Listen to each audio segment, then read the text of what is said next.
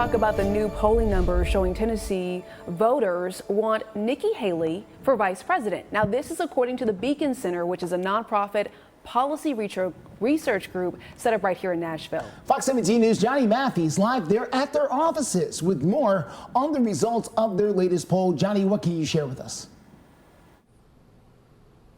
Well, you guys just mentioned the VP numbers right there. Again, according to Tennessee Trump voters, their choice being Nikki Haley, with Vivek Ramaswamy, former opponent, of course, of Trump in the primary, and Sarah Huckabee Sanders, the governor from Arkansas, in second there. But as for the Trump versus Biden presidential run, well, those polling numbers show Trump with a 30-point lead, again, according to the Beacon Center here in Tennessee. And with much more on this, Mark Cunningham with the Beacon Center has been filling us in. Mark, thanks for coming on Fox 17. Thanks for having us this morning.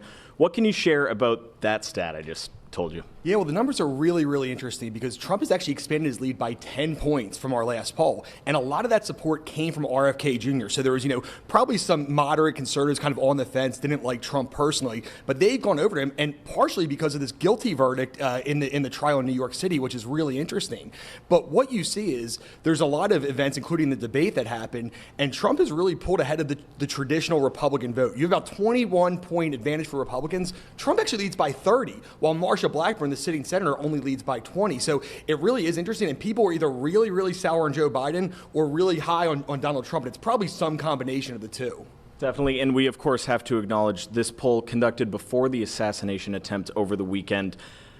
Luckily, assassination attempts don't happen too often, but what can you share with us about how things might be impacted? These numbers today even could be impacted. Yeah, I mean, first, obviously, you want to give our hearts go out to the families that were affected, to President Trump and his family. Ultimately, from a political perspective, we're kind of in rare, uncharted territory.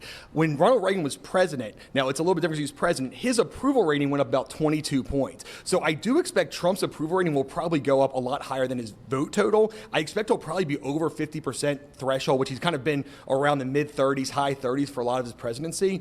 What is going to happen probably in terms of the actual head-to-head is he will probably get an initial bump, maybe up to 5-7 points, but probably only 1 to 2% of that will actually stay with him. And those, again, are going to be probably moderate Republicans who don't really care for him, but, this was enough, this and the perceived political persecution on the trial, for them to actually vote for him. So I do expect it helps him on Election Day, but probably not as much as the initial polls will suggest, 5-7 point bump on that. Yep, and of course you mentioned the things where Senator Blackburn stands in her race as well. Mark, thank you. We'll be having much more at 8, including those local issues, and we might be talking baseball as well, again, at 8 o'clock right here on Fox 17. Guys, we'll send it back to the studio.